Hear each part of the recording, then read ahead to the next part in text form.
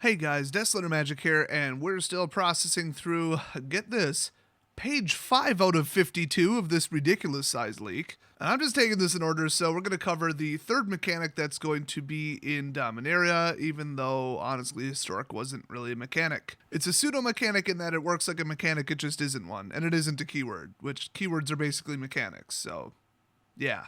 That didn't confuse anybody. So anyway, Kicker is coming back. Now, I kind of personally preferred multi-kicker, but then technically I just preferred strive. So you may be asking yourself, okay, I kind of remember kicker, but hey, what's the difference between kicker and overload? And the answer is not one damn thing. Okay, technically that's not true, but like from a functional standpoint, that is true.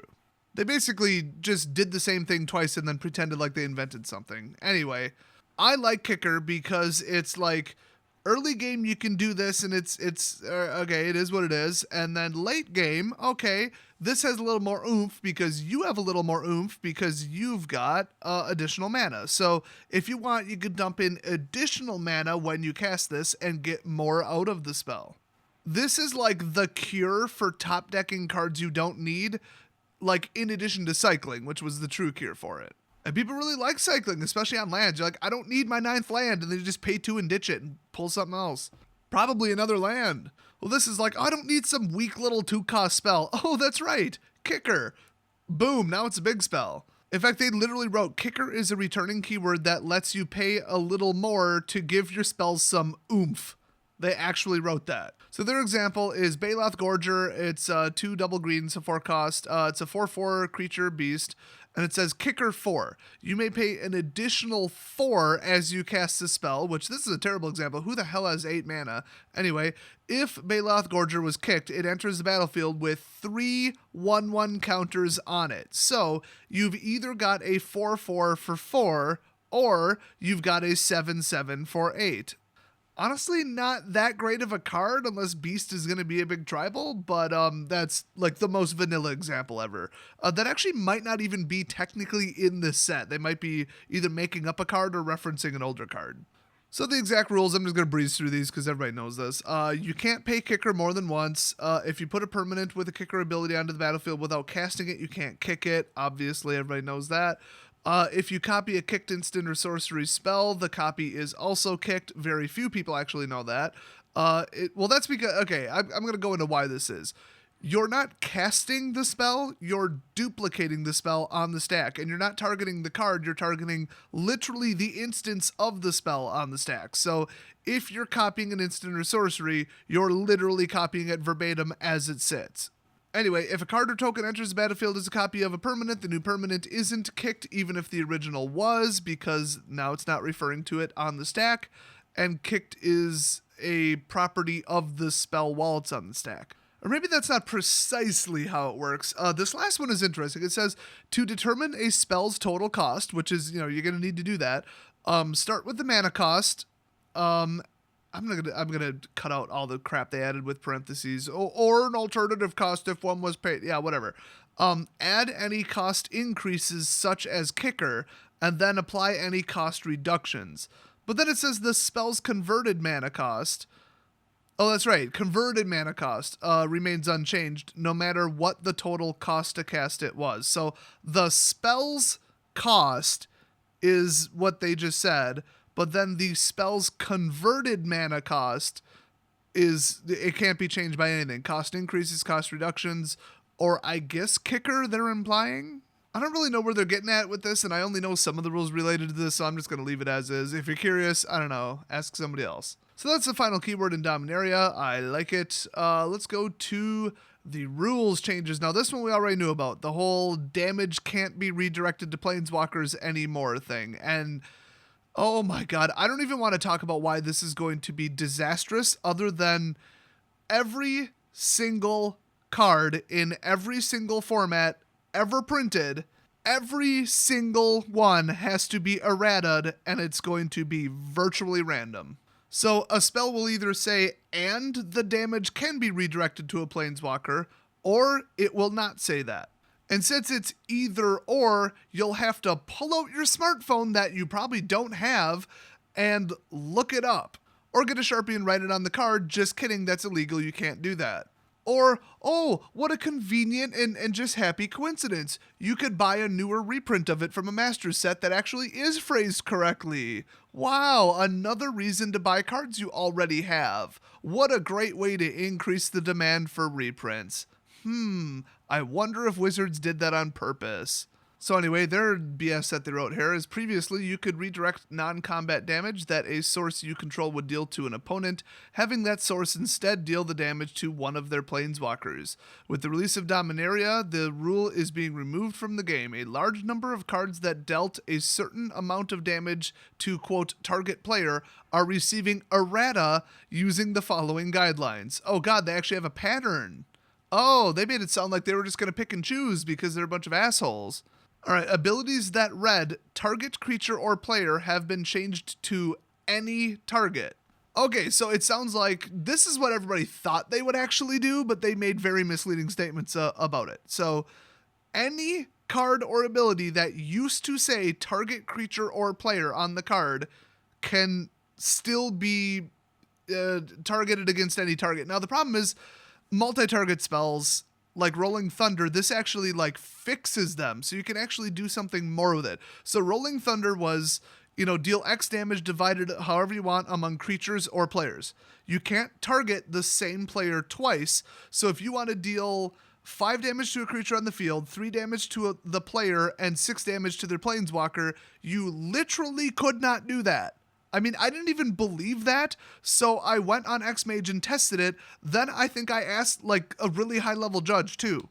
You cannot do it, because you'd have to target the player twice and then redirect the damage once. That's why that rule was stupid. So now Rolling Thunder will just be changed to any target player, or I guess just any target, like the phrase any target, which is actually kind of confusingly vague, so that's fun. But at least they can't wave a magic wand and literally change the text on my card. So I'm just going to play it as it's written, but target the player and I'll just target planeswalkers as if they're players. I mean, that's basically what they're saying. That's functionally what you'll be doing. So if you want the easiest version of this, just remember that. So there's like a bunch of more parts. I can't wait to see where they go with this. Abilities that read target player, oh god, I should have read this first, have been changed to target player or planeswalker. Okay. However, if the amount of damage is calculated by using information about the player or objects they control, the ability remains unchanged and can now damage only the player. Now that makes sense. Like deal damage to the player equal to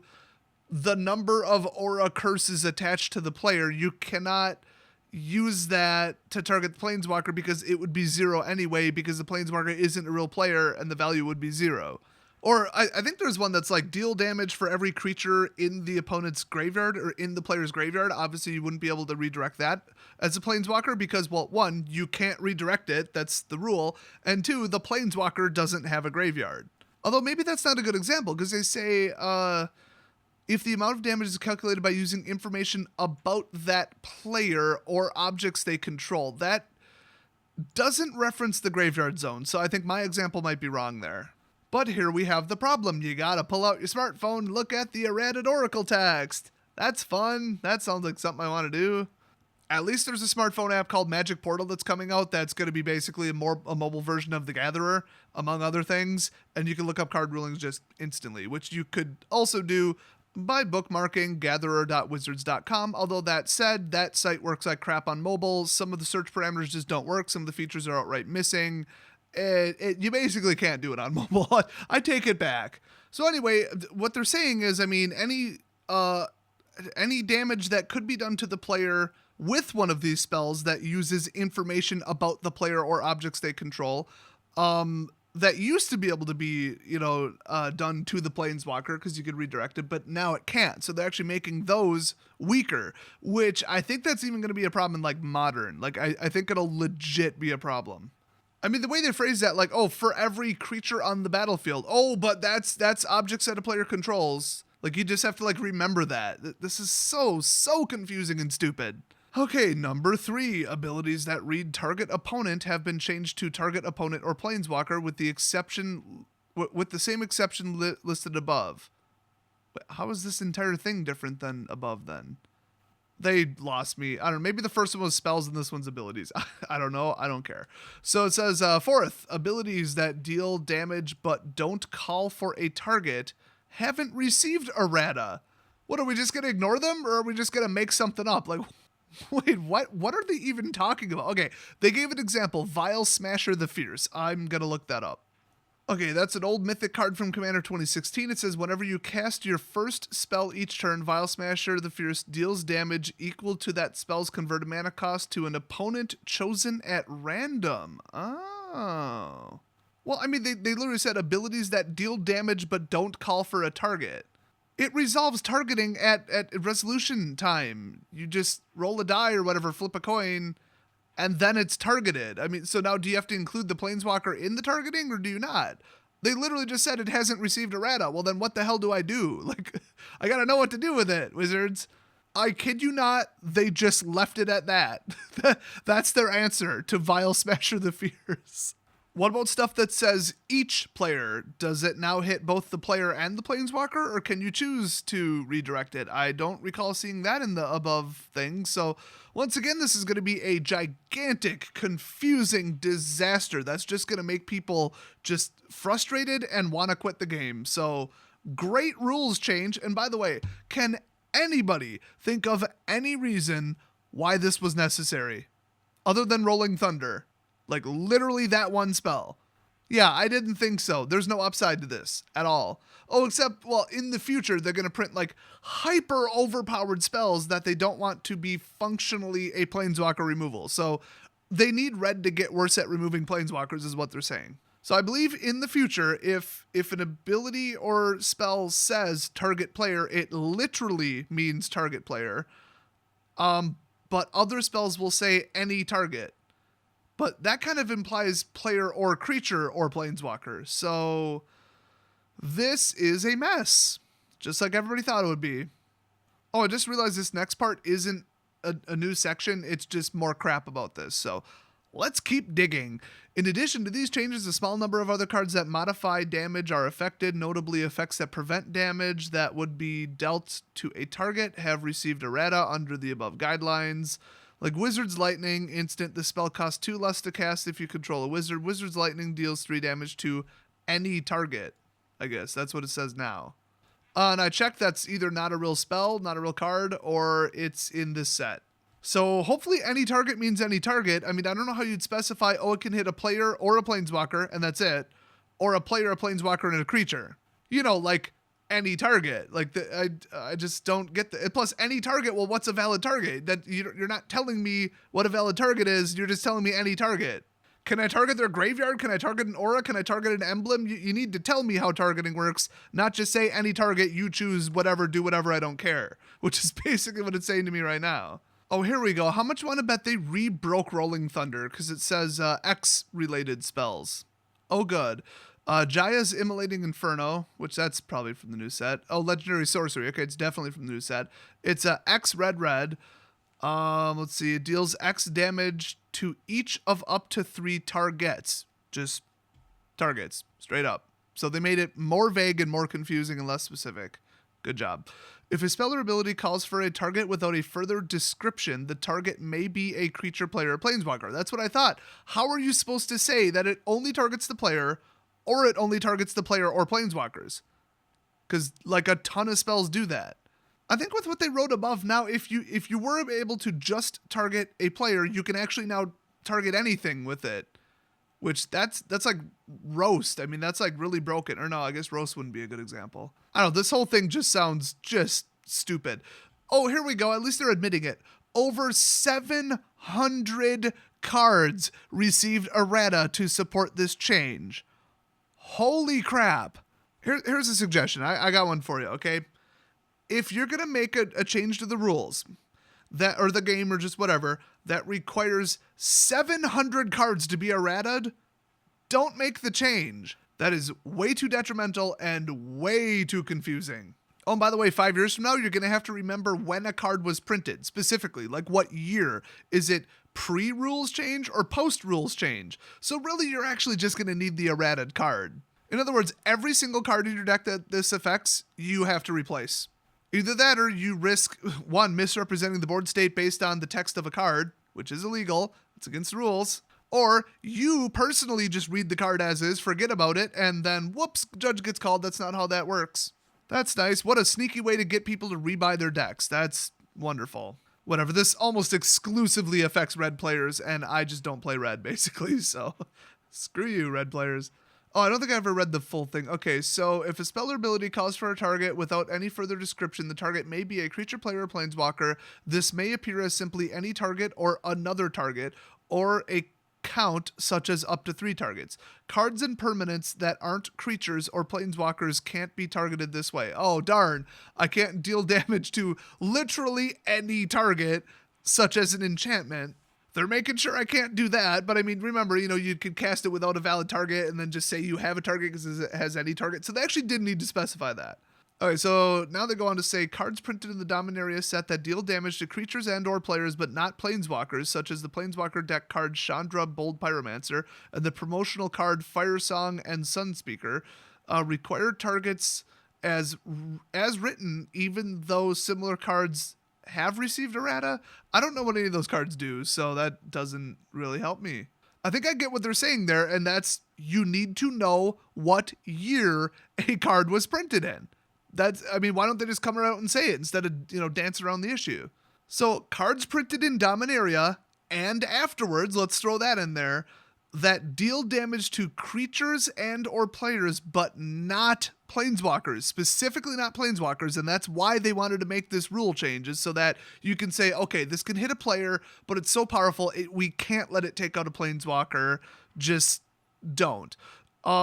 They have not received errata, even though, quote, similar cards, like, for example, 700 cards from the past, have received errata, and the errata is that they can target planeswalkers because player damage could be redirected. So to translate it, you'll have to know when the card was printed, pre-rule change or post-rule change, and then adjust the actual text on the card accordingly.